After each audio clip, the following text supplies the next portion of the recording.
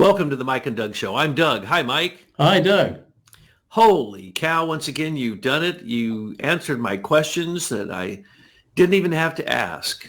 I kept wondering, Truth Social, is that a scam? What's going on there? What about the Trump media company? And where did he get the money to do that? And is this like one of those DARPA venture capitalist things where the Highland Forums steals the patents and steals the stuff and then, sells them to...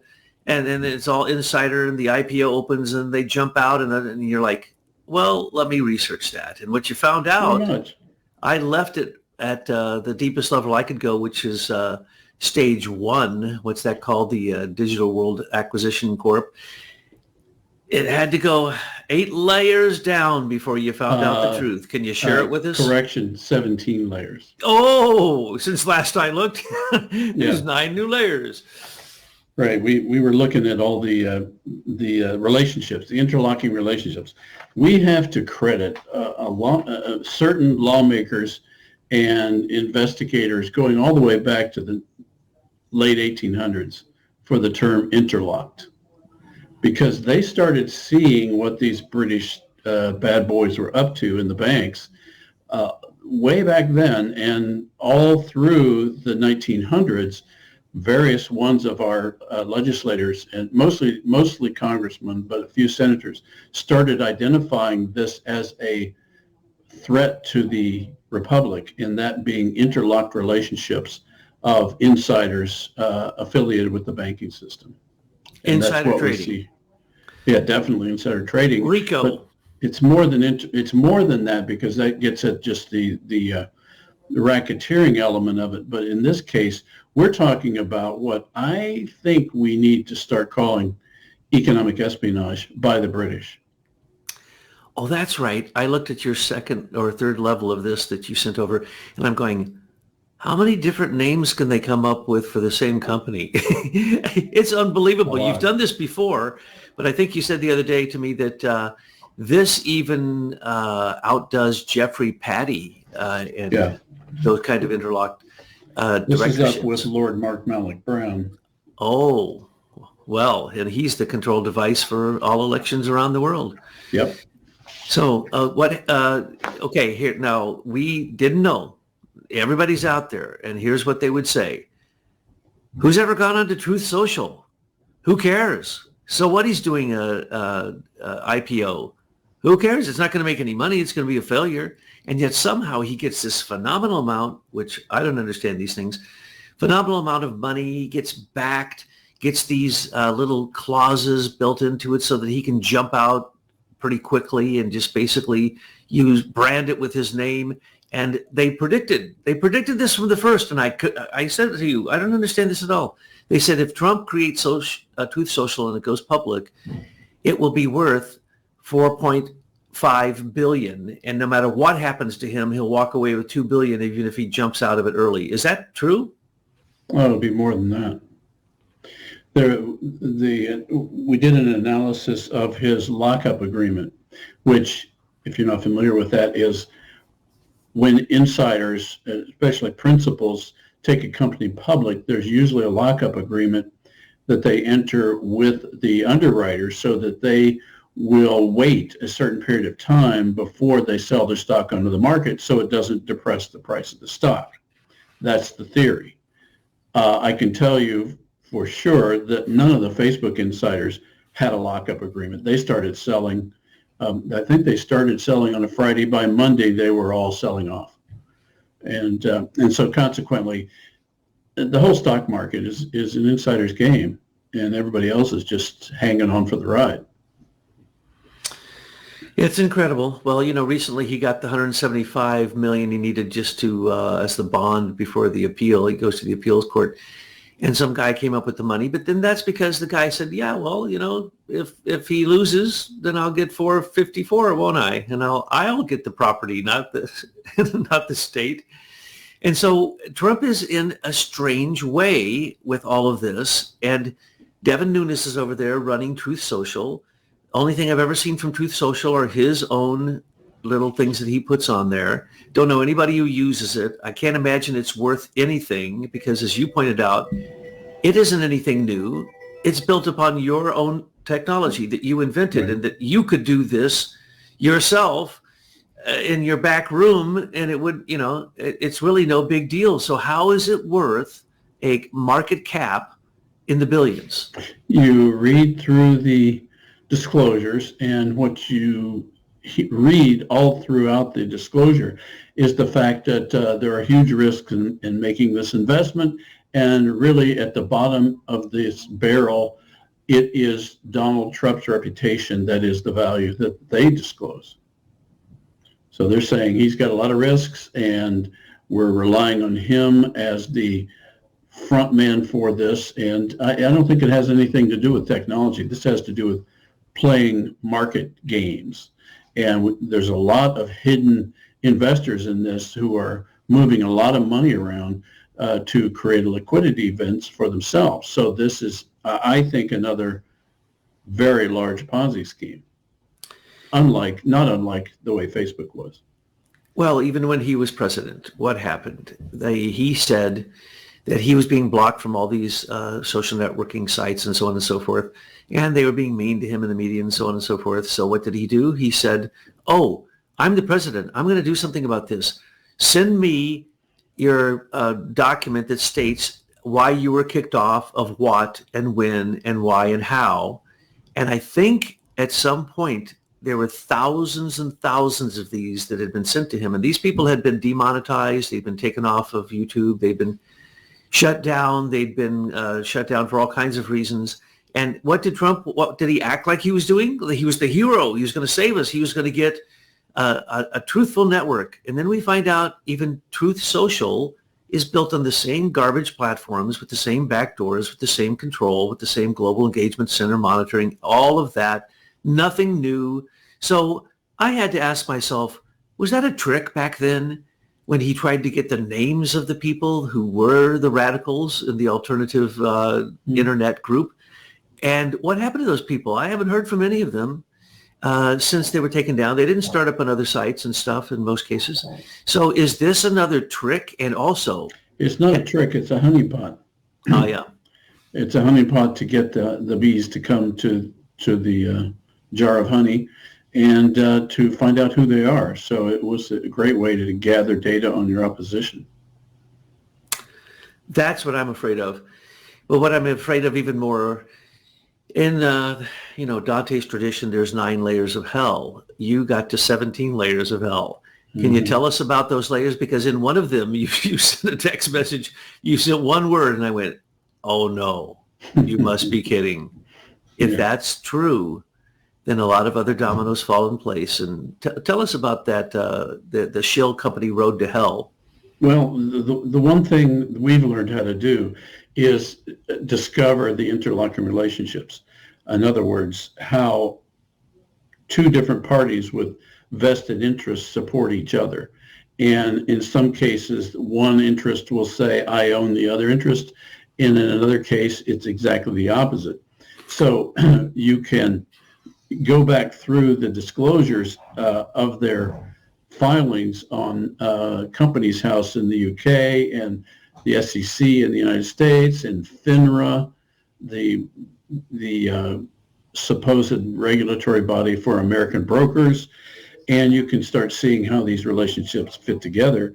And before we even get to the interlocking relationships, just looking at Trump's broker and his lawyer for this transaction not only raises red flags, but actually was the opening for which we discovered the British Treasury in the back end of this, 17 layers deep.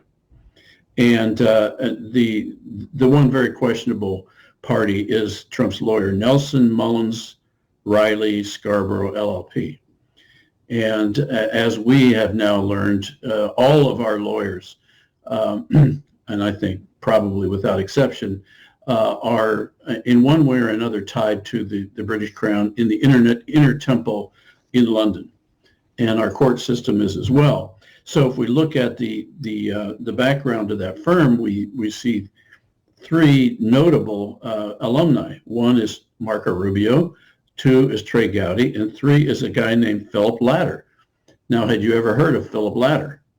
I had not either. But what we determined in the early days of the Clinton administration, he was the U.S. ambassador to the Court of St. James in London. And he was associated with the Pilgrim Society. And he also had worked prior to that with Sir James Goldsmith, another prominent member of the Pilgrim Society, along with the Rothschilds. So what we see here is that firm, through this really influential partner, set the culture, set the tone of ethics for that entire firm, and that usually carries down to the minions, because sooner or later the minions have to be schooled on when to look the other way. And so we see the Pilgrim Society embedded in Trump's law firm. And then we look at their broker, E.F. Hutton. Now that's an interesting firm, which we've all heard of because we all have heard their propaganda over the years if you're a baby boomer, and that is when E.F. Hutton talks, people listen. And there's a whole string of ads. We actually linked to that in the research. So he used a firm that Americans, older Americans, know intrinsically. And so there's apparently a high level of trust in that brand name, so that's the one they went with. Well, if we look at E.F. Hutton, this is a reformed E.F. Hutton. It's newly minted as of 2021. And then we start looking under the covers of who bought that brand name, and we see a whole string of owners that march right back to the British Crown, the British government, and the monarchy in England. Direct connections all the way back. And that's the 17 layers.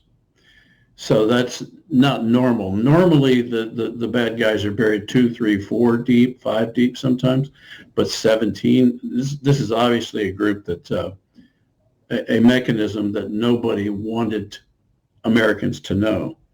And a prominent name in the names of the companies is Kingswood.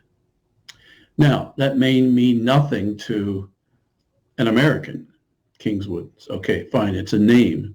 But that name, Kingswood, goes all the way back to William the Conqueror when he established England. And it literally means property of the king. So they're playing games with their names. And the Kingswood Holdings, so there's layers in this. I'll go Benchmark Investments, LLC, is the brokerage license that E.F. Hutton used for all of the financing of the Trump deal. Then underneath them is Kingwood Capital Markets, then Kingswood Holdings Limited, then Kingswood USA, then Kingswood Holdings Limited, which is quoted on the stock market in London as a high-risk type of venture. And then owning them is KPI Nominees Limited. And then there's Kingswood Property Finance Limited Partnership. And then there's this little obscure company above them called Gamage LLP. It's got one controlling shareholder who's a guy by the name of Gary Spencer Wilder. And it took us a while to find his picture, but we found one finally. And then controlling Gamage LLP is Coutts Bank, which obviously came to the fore when we were studying DeSantis. DeSantis, yeah. And DeSantis' sister's mysterious death in London. And then above them, there's this group that's controlling the Coutts Bank in a certain way called Lombard North Central Public Limited Company.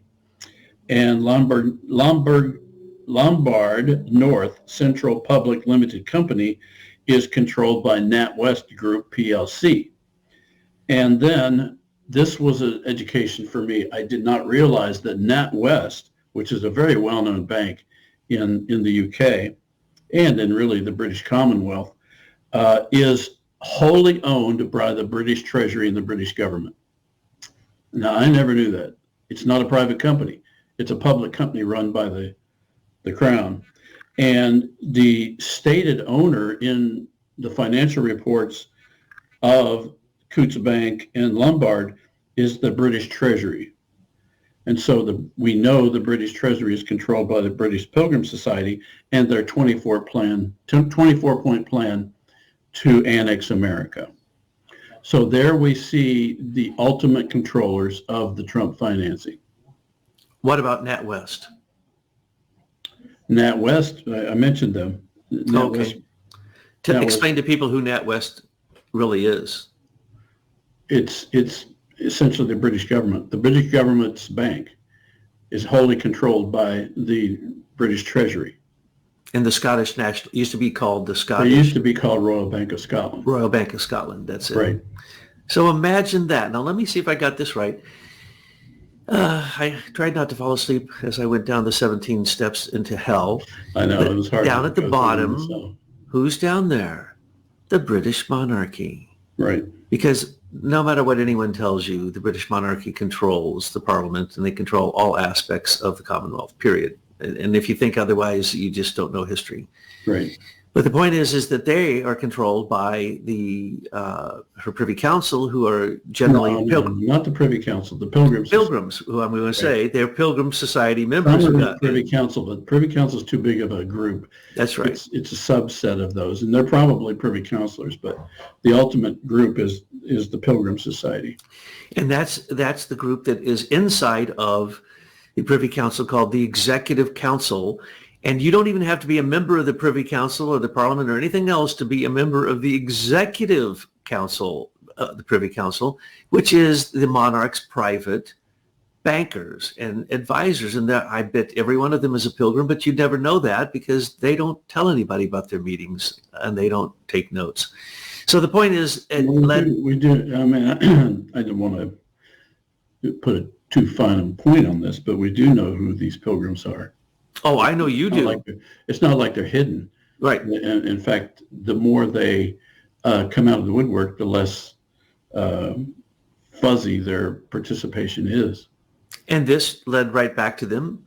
So if someone had the ability to do the research that you and the miners do, they would have been able to follow this right back and find out that what we've been saying for years and years, that the Pilgrim Society have had this plan, and it's a 200-year plan, and they're doing a pretty darn good job of implementing every point of the plan.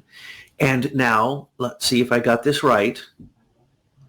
Trump is basically giving leverage to the crown through this deal, right, which will make him $2 billion minimum, according to the prognostications, but may make him much more, as you pointed out. Well, Trump has agreed to this lockup agreement, which on the surface is quite common among insiders.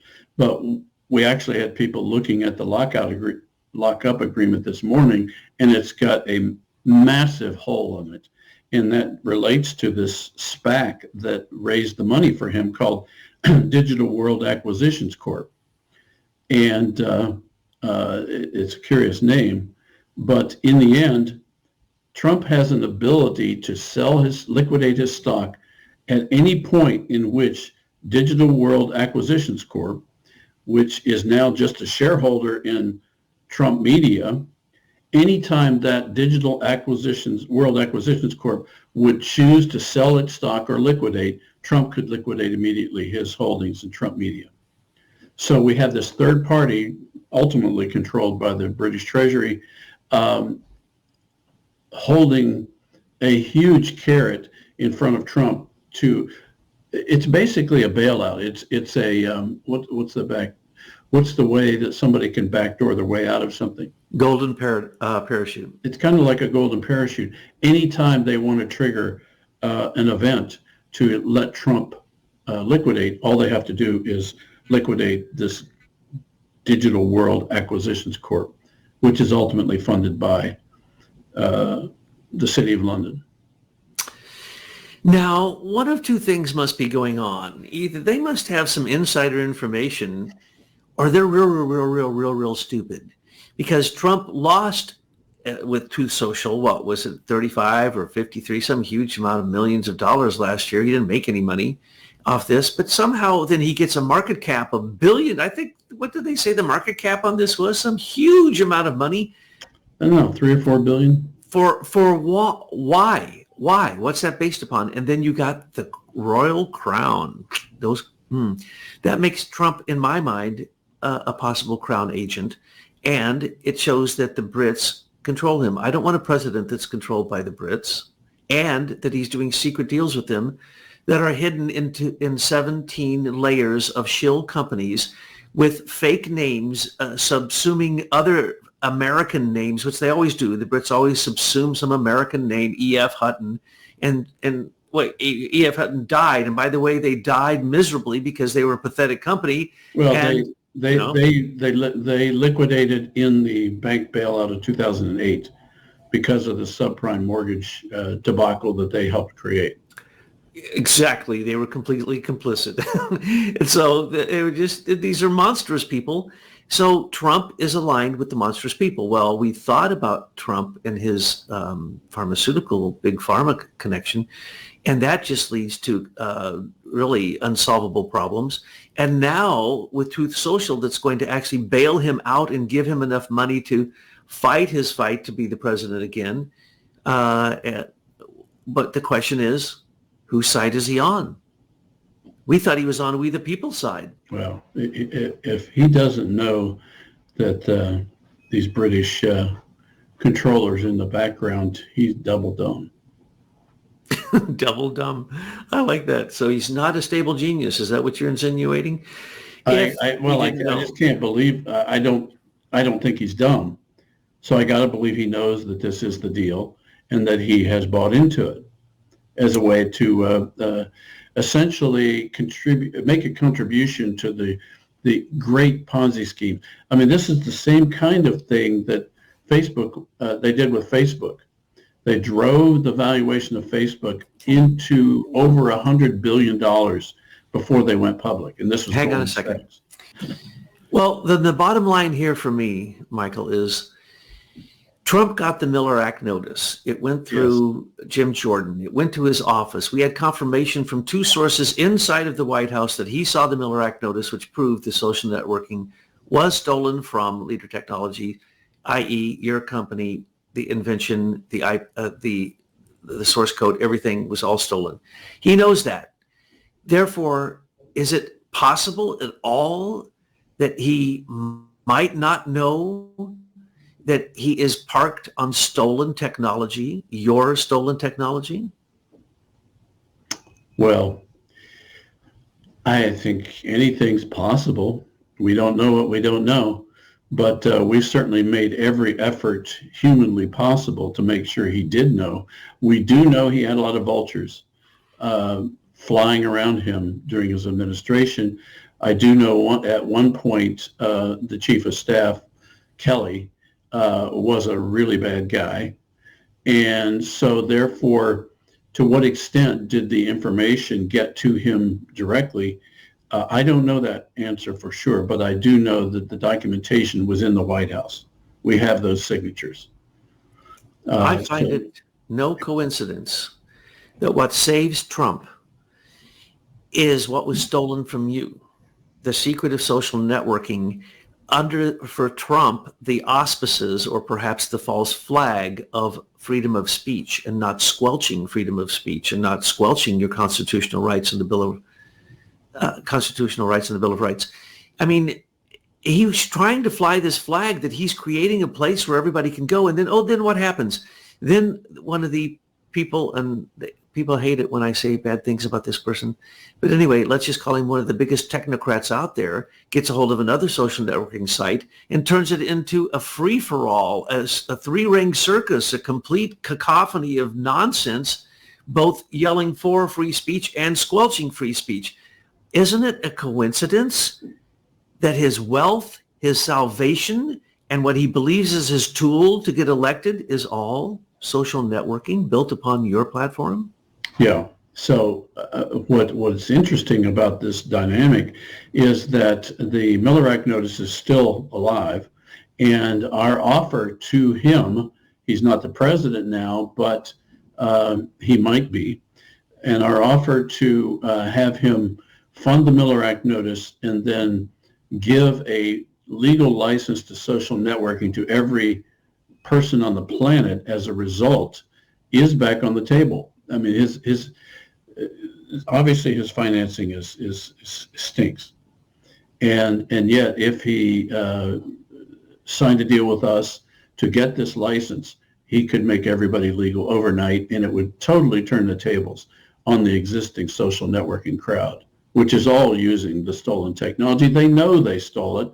They know they stole it from IBM Eclipse Foundation and our former patent attorney, James P. Chandler, and David Capos, the guy who they placed in there in the U.S. Patent Office to cut the deal with the British so that the British, through Serco, would examine all American patents to this day, from 2006 on to this day.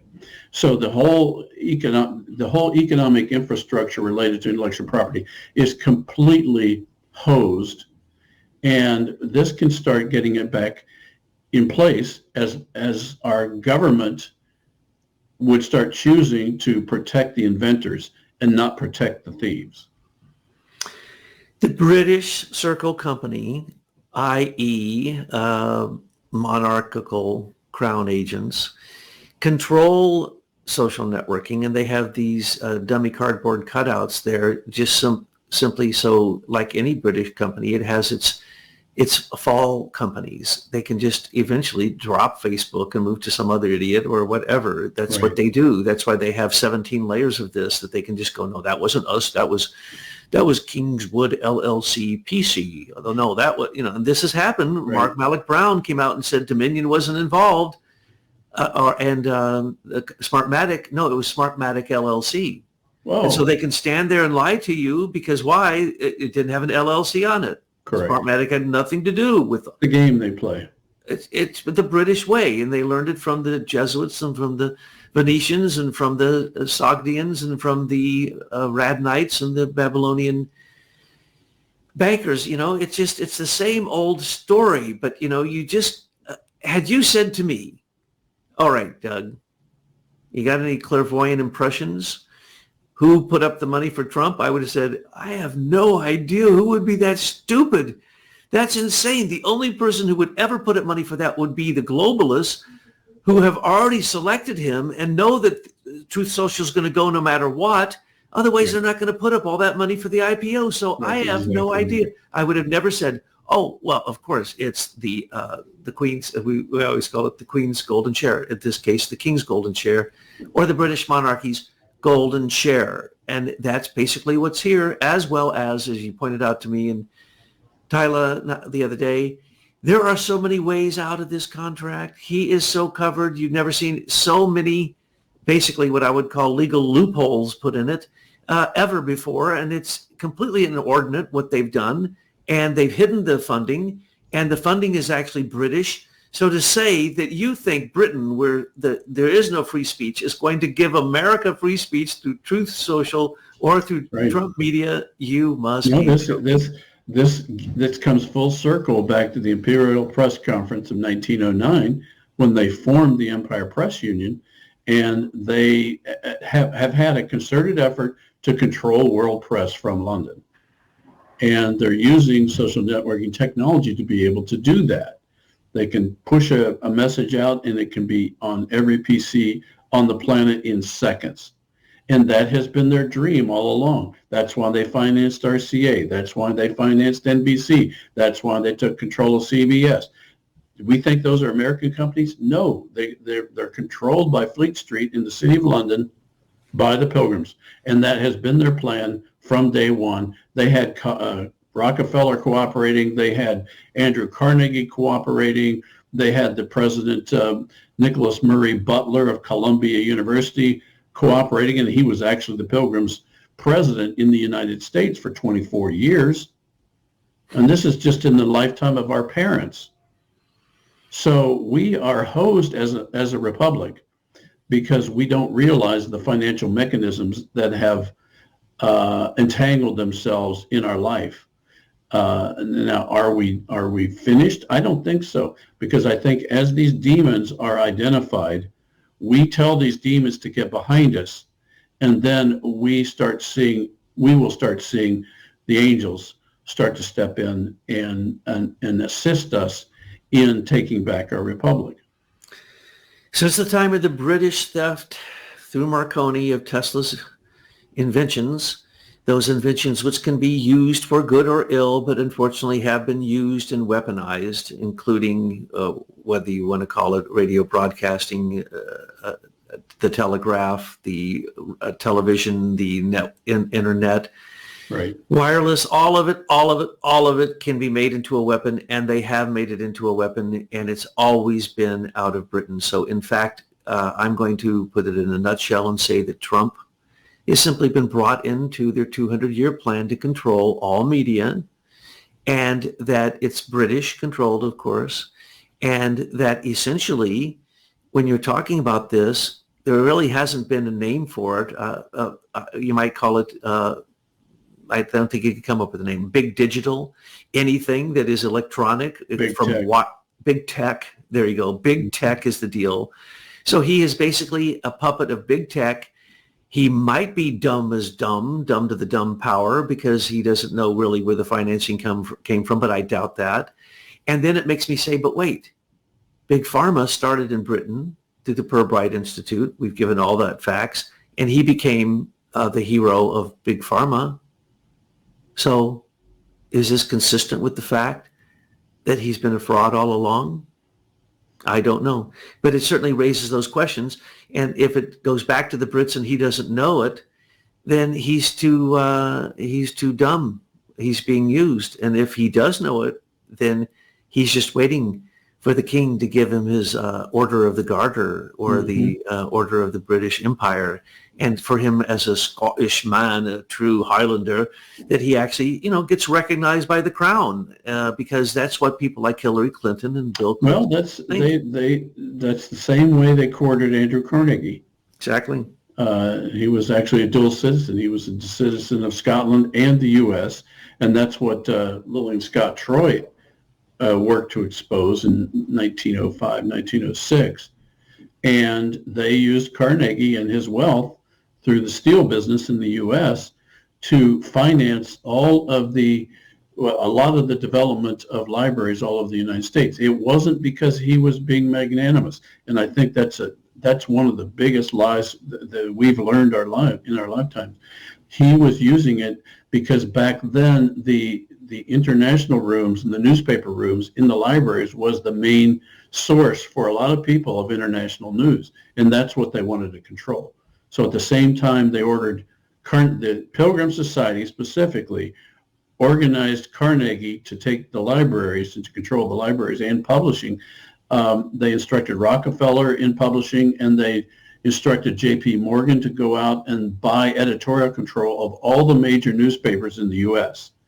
And so here we see, way back in 1905, 1910, 1915, already they're consolidating their controls. And so when internet came along, and then our technology of social networking came along, it was just another step in their long-time plan to control the communication that we on Main Street have, and then to manipulate our way of thinking through mind control, through propaganda.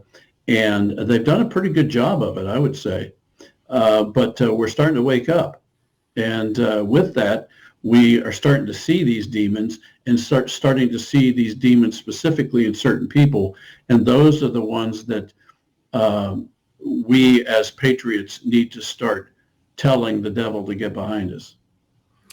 But now we have to also give ourselves a little bit of leeway, because if he's a fraud, he's a good one, and he met exactly the prerequisites that the United Intelligence groups created as their basically their security report before he ran for office, called the Paradox of Progress. And it basically said that anybody running against Hillary Clinton who ran on a populist note, said America first, was a nationalist, was a businessman that said he's going to bring back business to America. I mean, they spelled out exactly what he was what could win. Right. And he became that. But perhaps he got sullied in the process, or perhaps he knew all along that what he was going to do, that he claims that he saved 100 million lives, which is complete nonsense. and doesn't take responsibility for the other millions that happened from during his administration. These kind of things are something we have to question and say, what does this mean? And at this point, I am still confounded by everything that comes from Trump's mouth, Trump's camp. I watched the executive orders that he wrote while he was the president, and they were amazing. He actually took our list of 12 things that we wanted done and started working on all of them. How long did it take Biden to abnegate every action that Trump took while he was the president? About a day. He literally took the executive orders of Trump and negated them. Okay, so was that part of a plan? Was that kabuki theater? I don't know. It was the British plan to take over. They specifically used the term annex America, and that accusation actually appeared in newspapers in 1908, 1907, and Lillian Scott Troy was a big factor in publicizing that. And at that time, she was working for a newspaper distributor in San Francisco and knew William Randolph Hearst. And Hearst had met with W.T. Stead and was schooled on the government by journalism concept. But then Hearst went his own way and started running for office on his own. So what we see here is a very carefully crafted plan that they have carried out faithfully ever since that time. And now we're seeing the end result of that effort. Well, the question comes down to me, is he simply a useful idiot, or is he in on it? And if he is a useful idiot, I will give him the benefit of the doubt, because it took me all my life and then working with you for us to discover these things. And literally, we've been preaching these things for years, and people are only now, years later, waking up and saying, oh my gosh. And so maybe he's one of those people who believes what he sees on TV, or maybe he's just not that smart. Or I know something in the back of me still thinks that might be the case.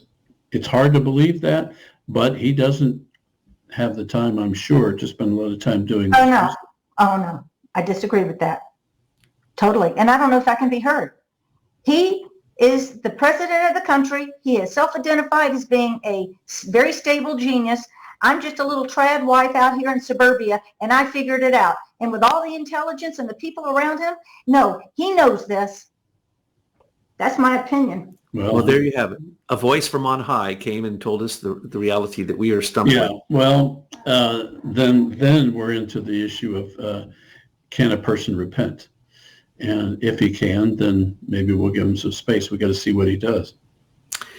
Well, look at him and Bibi Netanyahu. They're in bed together as close as anyone can be. And, it's Israel first. It's not America first. Mm-hmm. And so, what Tyler just said Israel is, that's the other confusing thing about this whole Israeli thing. When you say Israel, you say Britain. Britain controls Israel, has from day one. The Rothschilds have been funding Zionism, British Zionism, from day one in the mid-1800s. Jacob Rothschild was on Genie Oil. Genie Oil is Golan Heights, the invasion of and occupation of Golan Heights. But then look for the oil offshore, which I've been pointing out now for some time. Look for the Leviathan and the British company, British Petroleum. That's what that was all about, all British. And notice that they haven't come in politically to say a single word. Why? Because it's their oil. They don't want anyone to know. Right. They are the sneakiest group of people. But here's the deal. I have a degree in history, in a focus in British history. All right? And I can tell you, studying the kings and queens of Britain was the worst debauchery in human history, and the clearest path of demonic worship and depredation of humanity that I've ever seen anywhere in history except for Caligula. And that, you can explain it because the British, they're basically Rome reincarnated. Babylon. Yeah, and they're Babylon, and that's what Rome is. Rome is Babylon. Right. And so, yes, Britain is Babylon. Matter of fact, who was it that said that it's called New Babylon? Disraeli, the future Prime Minister of England, said that.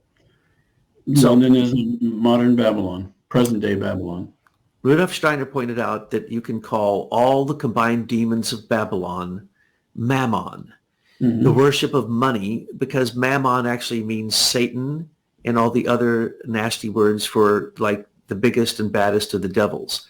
Well, the British have been worshiping mammon for through their bankers, and which has been continuous since 1067, and all the way back. They picked up the habits all the way back to the to Babylon, where and now we're told in the Apocalypse it's the whore of Babylon that rides the dragon. And who is that? That would be the British monarchy. Okay, it's the city of London, but worse than that, it's not just the city of London. It's this insider group that Michael has pointed out in Truth History, 600 gigabytes of proof of everything we're telling you. And now we're going to add this as more proof of where the money came from to support Truth Social and this IPO that is going to basically save Trump, which then could possibly make it that he could make it back into the presidency. And we're going to have to listen to what the voice in the sky said. It is very possible that he's nothing more than the Pied Piper leading us down the path of perdition.